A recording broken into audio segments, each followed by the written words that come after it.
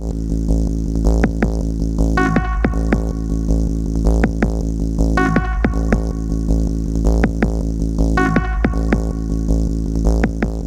everybody, I'm Philip. And I'm Justin. And together we are Pajamas. And we are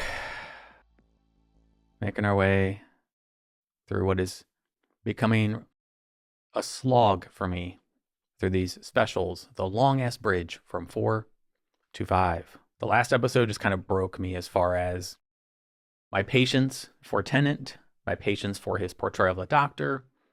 I know he's the most popular, and that's totally fine. I am so 100% done. But I am a professional, and what professionals do is act professionally. So I'm going to continue with these into season 5. I'm going to keep trucking, as they say here in the Midwest, through these for as long as he is the Doctor. I am not excited for this at all. Just throwing it out there. We'll persevere through this together. Yay. The power of love. That's the spirit. All right, you ready to get this out of the way? Yes. All right. I'm so enthusiastic, can't you tell? Let's rip this hour-long Band-Aid off as fast as possible, which is going to take an hour long to do. All right. Without further ado, let's get into it. An empty planet untouched by civilization, and what do? Put up cheap jokes. That's not funny, that's pollution. All right. I have a bold prediction. He's going to go to that space station, that colony. He's going to boss everybody around. He's going to act like the leader, and everyone's going to listen to him. I think that is probably what's going to happen. I know it's it's far-fetched. I know it's out there. We'll see if my Prediction is correct. Why should I trust you? Because I give you my word. Mm. At 40 million miles away from home, my word is all you've got. That doesn't make any sense. Keep Gadget covering her. You okay? November 21st, 2059. Right. What was that? Oh, I really should go. I'm sorry. I'd love to help, but I'm leaving right now. Take your spacesuit, lock it up. This started as soon as you arrived. That's right. Follow someone else's orders. I'll be happy to be wrong. Hey, robots, did I say? Yeah, and he's not too fond of you. What's wrong with robots? You've deserted your post. Consider that an official warning. Now get back to work. Doctor! I like her. What's that device? Screwdriver. You the doctor or the janitor? I don't know. Sounds like me. He makes me laugh, though. It's his husband. He spends money like an idiot. This thing's airtight, yeah? And therefore watertight. Depends how clever the water is.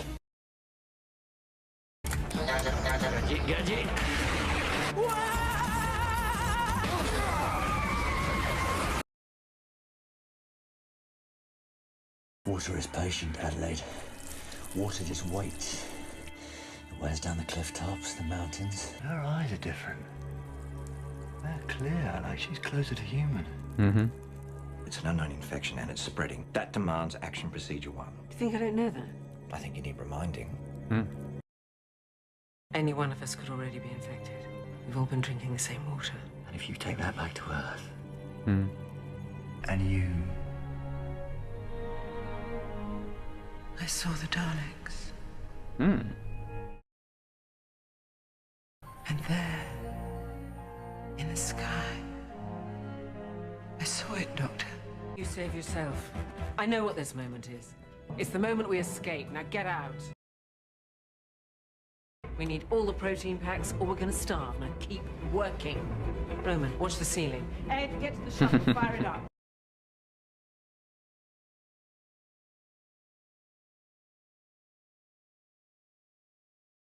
Access denied. Tell me what happened. I don't know. Yes, you do. Now tell me. Imagine you found yourself somewhere, I don't know, Pompeii. Imagine you were in Pompeii. What the hell's that got to do with it? You tried to save them, but in doing so, you make it happen. I do just makes it happen. On the 21st of November 2059, Captain Brooke activates that device. That's what inspires your granddaughter. She takes your people out into the galaxy. I won't die. I will not. But your death creates the future. You wanted all your life while that Dalek spared you. I think it knew. Your death is fixed in time forever.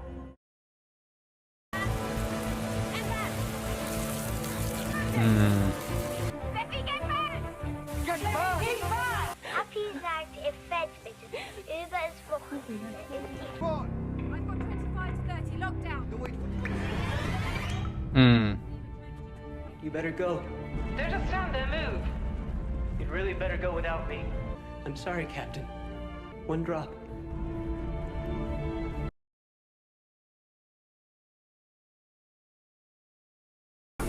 Oh shit. See you later. But they died, the Time Lords. All of them, they died. I'm the last of the Time Lords.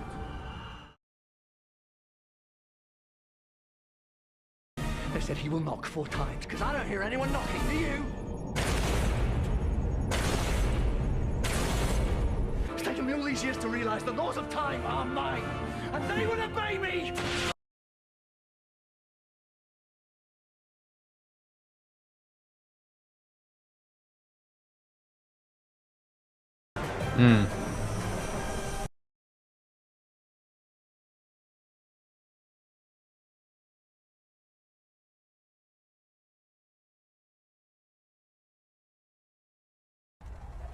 Isn't anyone going to thank me? It's bigger on the inside. Who the hell are you? Rational response. The person she's supposed to become might never exist now. Nah, I'd like to inspire her face to face. And if my family changes, the whole of history could change. The future of the human race. No one should have that much power. Tough.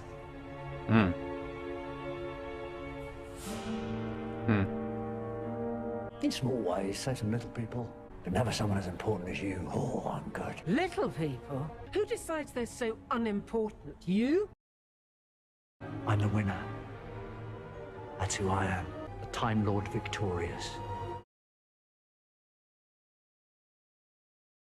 And there's no one to stop you. No. This is wrong, Doctor. I don't care who you are. The Time Lord victorious is wrong.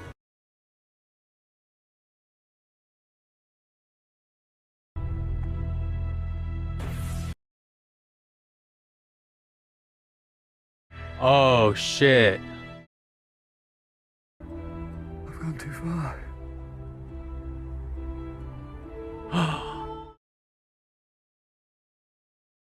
Is it time?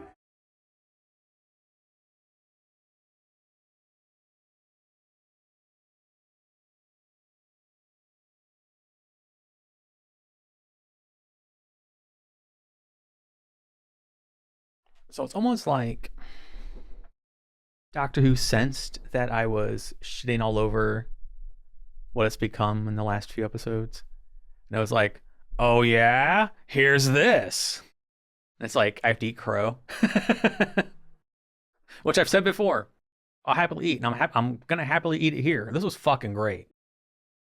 This was really fucking good. It was very profound. Yeah, it was. Wow. It reveals that indeed he is dangerous. Yeah, He's as dangerous as the Daleks. I think it's a good payoff to like me constantly complaining about his ego and his just arrogance. And I said in the last episode that the Doctor's biggest fan is the Doctor. There's another one of those things where it's like people can watch me complain and be like, oh my God, it goes somewhere. Again, we don't know that. But for it to actually go somewhere is aces. Just wow. It was amazing. Yeah, this is really, really good. Very existential. Like the idea of a fixed point in time he couldn't interfere with. Like I loved the entire, like the scene from when the crew is trying to get stuff around and he's just standing there watching them, to him walking out on Mars towards the TARDIS and listening to them.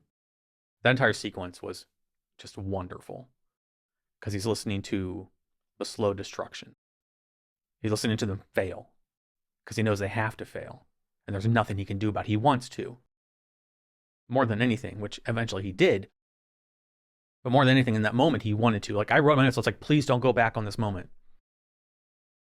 Because it was so powerful. Like, just him walking to the TARDIS and looking back one last time, and then disappearing, and then boom, it explodes. But they did walk back the moment. But they still were able to save the meaning and then the moment and how important it all was. Yeah, this was captivating. This is really good storytelling. We go from the low of lows from the last episode with Dr. Bond and Pussy Galore to this. This is what Doctor Who should be. Not the bullshit that was in the last episode. This is 100%. This is what would keep me watching. Even Tennant's Doctor, I would keep watching. Just make the story strong enough, make the character compelling enough. Like, this was a compelling Doctor. Indeed. Like, he didn't saunter onto the ship or the station or whatever and boss everybody around like I joked during the title intro. I was happy to be wrong there too. Instead, we had a badass captain who actually acted like a captain. Yeah, Adelaide was just acted wonderfully, written wonderfully. Like, put the Doctor in his place, didn't take shit. I liked that. She's probably one of the best captains we've seen. I liked her a lot. She was amazing. Yeah, she was really good. I think that moment of the Doctor walking away, not just standing there was cool, but when he was walking away, listening to it, it's probably some of my favorite, like, minutes in everything we've watched up to now. Just seeing the Doctor helpless and resigned to the fate that had to happen was refreshing. He couldn't just saunter in there and, Alonzi, and fix everything and be all smug about it. Like, he had to eat some humble pie because it was a fixed event, an absolute fixed event. So fixed, even the Daleks had to respect it. Like, holy shit. And the Doctor still went in the face of it, spat in the face of it, rather. Going so far as to say, the laws of time are mine, and they will obey me. I was like, holy shit, full on heel turn. He went so, like, Time Lord victorious, like, heroic, I am the hero, I am the ultimate hero. Even laws will have to bend at my will. That's, damn. He sounded very villainous when he said that. Yes. Yep. Heel turn. And I liked it. I've been saying for a while, the Doctor, we talked way back, seasons ago, is the Doctor the hero of the story or not? And we've both postulated that, I've said before, the difference between a hero and a villainous perspective. Mm-hmm. The Doctor, there's a fine line with him. So I like that they've kind of leaned into it. I'm not saying that we were proven right with our discussions. I'm just saying that what we saw ended up being there was some merit to it with this. One thing I do like about the show, even when we have weak episodes like the last one, which is probably one of the worst episodes I've ever seen from the show, is that the long game is played really well. And they almost always so far pay off. my brain is just like, whoa. Like, because Adelaide had to die for all these things to happen. Because even she said, she's like, things have to happen a certain way. And, you control the future and the destinies and, of humanity and all this stuff. Paraphrasing. But then she says, no one should have that much power. And he says, tough. Like, damn. I don't mind this because this is the Doctor full on ego mode, which he's been for a long time. But this is him without any pretense. He's shrugged off the illusion that, he has to abide by rules. There are no rules for him. Because then, he calls himself Time Lord victorious, and she says, there's no one to stop you then. He says, no. She says, that's wrong. No one should have that much power. He says, that's for me to decide. Like, holy shit. Like, that dialogue between them was so good. And I can already imagine a time when actually there were many Time Lords, that the number would increase, and imagine how much power that would have.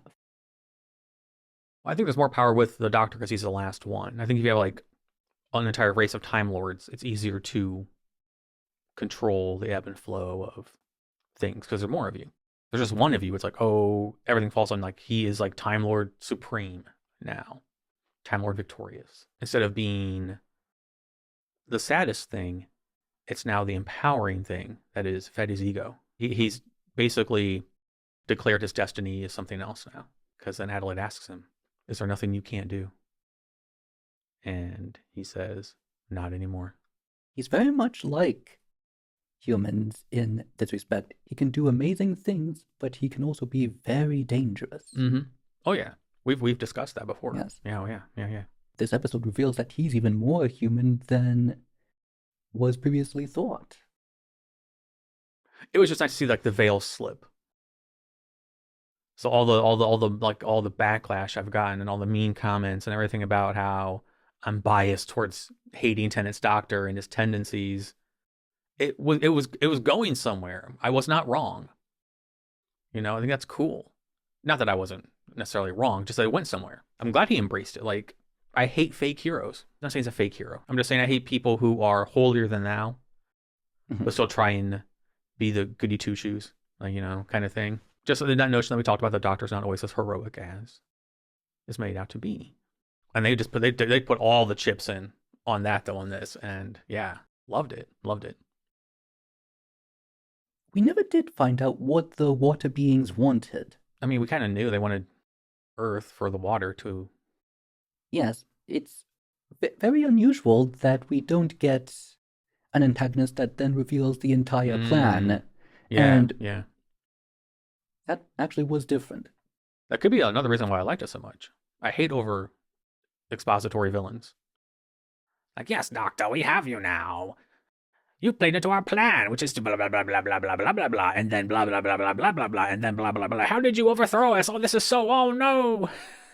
Your humanity. In fact, they don't even talk. I thought the idea was neat. These parasites, this thing that lived in the ice, which is, a sci-fi trope, and it always works. Felt very much like The Thing in parts where they were like, we don't know who's infected, we don't know who to trust. That was cool. And I thought the execution of it was cool, with like the water coming out of their mouths and, their extremities, and the makeup design on the faces was like, it was really cool. Like overall, really cool presentation for these antagonists. And, to your point, yeah, we didn't find out. I mean, we knew they wanted the water on Earth, but then what? Maybe they wanted to make a new home for themselves where there's much more water. Maybe. Yeah, maybe. I mean, that's pretty much the what one would deduce from it. But yeah, we didn't get that. Like, I think it was Maggie. I think that was the character, the one who had the clear eyes. Mm-hmm. She seemed like head water person, water being, and when she was like rah, and reminded me very much, like her facial expressions reminded me of the Spider Queen. Also. So I was kind of like just like the eyes and like the emoting facially reminded me of her. Yeah, she could have stayed in that little incubation chamber area and been like, "We are here to blah blah blah." Especially when the doctor spoke North Martian to her, and it was like, could have talked back, or could have communicated in some way, and it didn't. So obviously, like, its intent was known, but we don't know like the full like. We didn't get the whole, like, we've been laying dormant for hundreds of thousands of years, and you came along. It wasn't necessary. It hardly ever is in stories for a villain antagonist to be so forthcoming and expository. But yes, it was a good observation, and I think that's another reason I liked it so much. And it's actually a very powerful foe. Water is actually very strong. It's much stronger than it looks. Mm-hmm. Like was implied, it's the reason for erosion. Yep, because we get the idea that water is patient. Mm-hmm. And I like that, because yeah, it is. Like, water doesn't need to rush. It just needs to be. Very zen. I like it. Mm-hmm. So just a really cool character study for the Doctor, and arriving at a point he can't fix, knowing what has to happen. I don't know if it was wise of him to tell Adelaide the entire future, but in the end, yes, it was. I'll go into that more in my notes. than just the helplessness. It's nice seeing the Doctor out of his element and having to accept that this is fate. This moment is exactly what it is. This is what it has to be. Indeed. So, like he said at the beginning, that maybe the details will change, and they did. But the main story stays the same. Yep, exactly. And it's indeed fixed. It's a very momentous time. Like she said, what about her family's legacy? Mm-hmm. And humanity reaching out towards the stars. Mm-hmm. Yeah. All of that could have been lost. Mm-hmm. And he claims to really like humanity. Well, this actually would be very deprecating for humanity, potentially. Well, at this point, he's full on. If anything goes wrong, then he'll fix that somehow. Yeah, he's... The laws of time don't apply to him anymore. Or the rules of time, rather. Bend at his will. Yeah, so I go into this more in my notes, though. Shall we go to them? Yeah. Let's go to the notes. Philip's notes. All right, so I wrote, I predict he's going to boss everyone around. He didn't. Thank you. That was refreshing. I liked how we had a very international cast. Mm-hmm.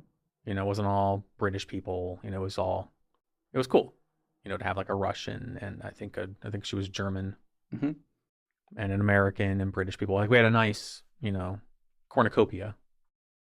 What you think you would have if there was like an expedition to Mars for the first time? It would be like the best and brightest of Earth. Yes, it would have been an international affair. Mm-hmm. And then what's his face? I forget his name now. Is going to eat that carrot, and I'm like, don't eat that. Don't eat it. It's just because it grew in your little thing. And then yeah, proven right. He turned into a water monster thing. Yes, one would think that they would probably have to test it to make sure that it's safe before doing that. Especially if he knew that the filter was broken from the day before. Like, come on, buddy. Yeah, the water takes a week to cycle into them, but it's out there, you know, irrigating stuff. So yes. And then Doctor, he realizes where he is. He says, I have to go. It's one of those rare times. Ooh, okay, we have another Pompeii, which they referenced. Yes. Another fixed point. The guy controlling the robot early on was giving me like some serious genius guy vibes with his acting.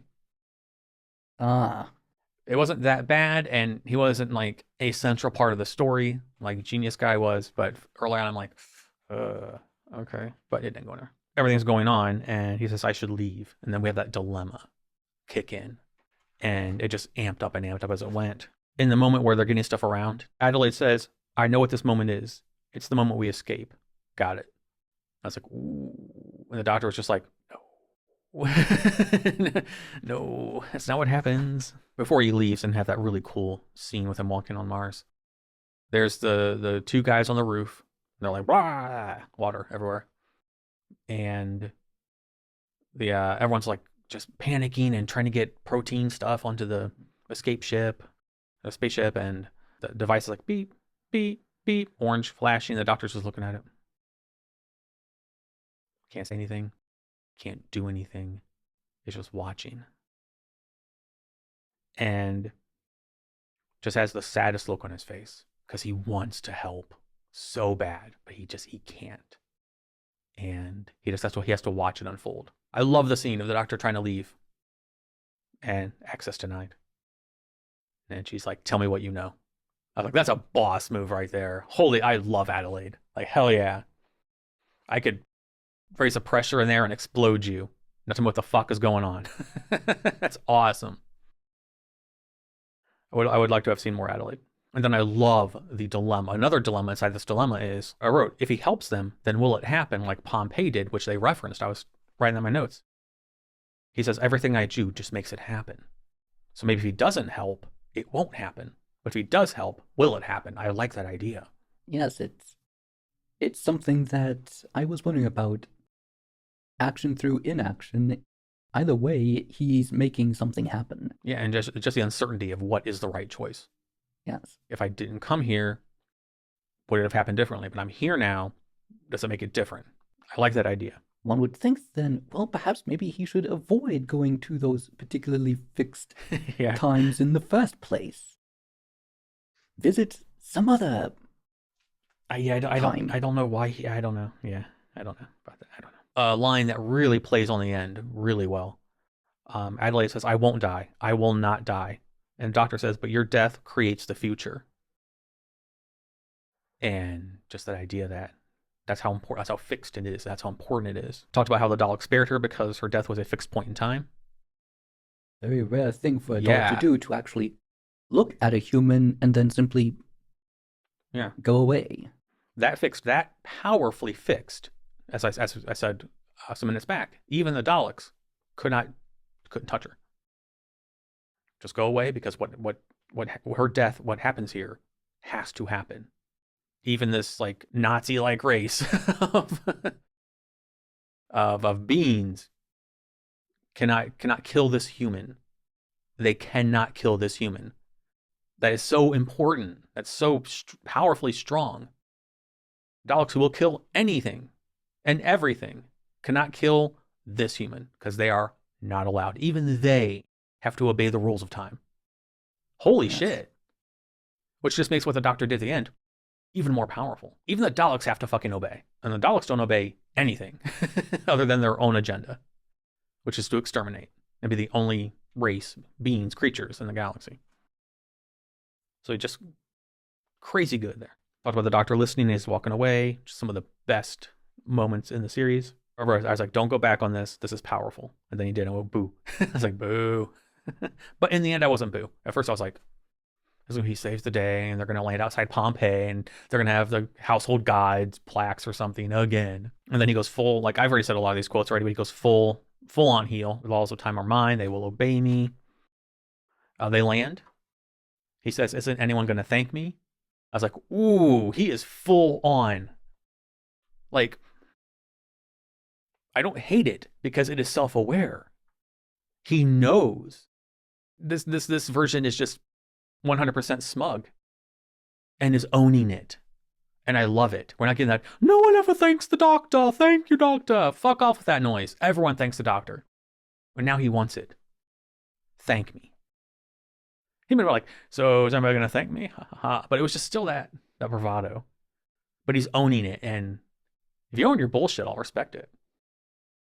So yeah. And then what I was saving to talk about was, so we get that whole exchange between them, can anyone stop you? No, no one should have that much power, tough, like all that. Where Adelaide realizes this is wrong. This is not, she takes her gun out. I thought she was going to shoot the Doctor in the back at first, because he was walking back to the TARDIS. I thought she was going to open the door again and kapow. But no, she goes inside and shoots herself in the head. Shoots herself in the head. So what you said about time and things have to happen and things, and the legacy being rewritten.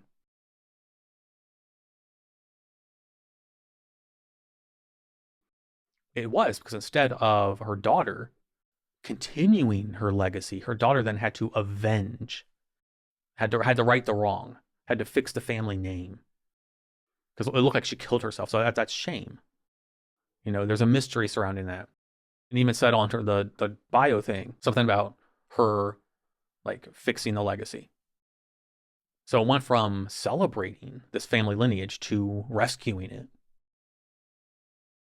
So I thought it was really like her taking her life not only made these things happen still, but changed the reason they did. The daughter was no longer, my mom is a hero, let me honor her. Let me right this wrong. And that's the Doctor's fault. Shoots herself.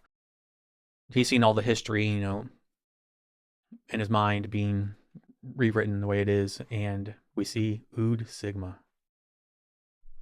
Oh, that moment was, you fucked up. Doctor done fucked up. And yeah, that was a fucking great moment. Like, holy shit. He's just like, I'm here. I see what you did. Bye. Because he was even saying, he's like, is this it for me? Am I going to die? Because he realized he fucked up. His bravado, he fed into his own ego. And then he genuinely looked afraid. And I like that.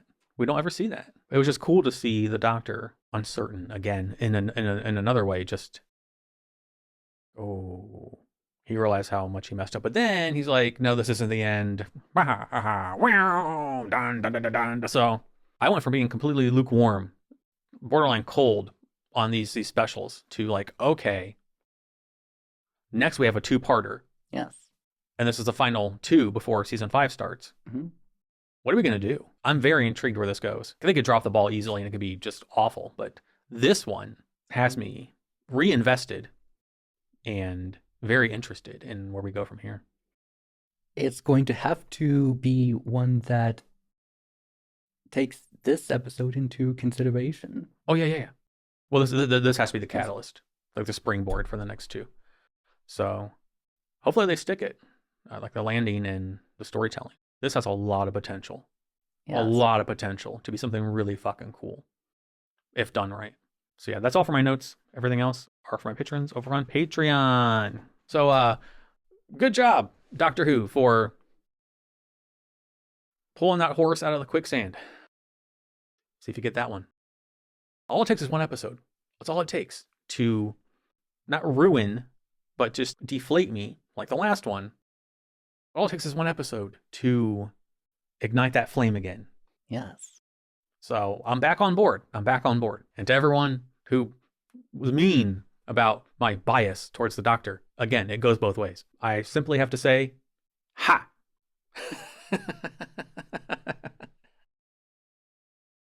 Dun, dun, dun, dun, dun, dun, dun, dun, dun. I was right, sort of, kind of, a little bit. I was right. No, we'll see where it goes. He went from being arrogant to afraid when he saw Ood Sigma, to then being kind of like, nah, I'm master of my own destiny. We'll see.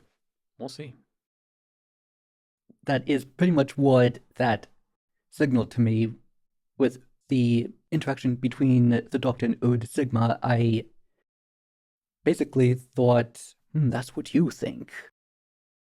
Yeah, it was almost like being visited by like the spirit of death. Yes. Your time is coming. So if you see Ood Sigma, you're fucked.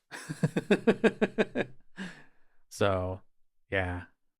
And also, side note, a way to like not only save the Ood, which they did in this last season, and with that great episode with Adana, but then yeah, they made them so important in little bits here and there in the season that this happens and it's like, whoa, oh no. It's cool. It's like we get these cool breadcrumbs and they lead somewhere. So like I said, I like how the stories go somewhere. Like I like how what we're seeing now possibly is laying the groundwork and the foundation for something in season 5 or 6 or beyond. You know. I hope that it does for the next special. Yes, I hope the next 2 are big enough to carry what this has built up so far. It's like imagine like energy. You built up all this energy. Now what do you do with it? Do you let it and just manifest and explode and be awesome, or does it fizzle out and go away? We'll find out in the next 2. But overall, fantastic episode.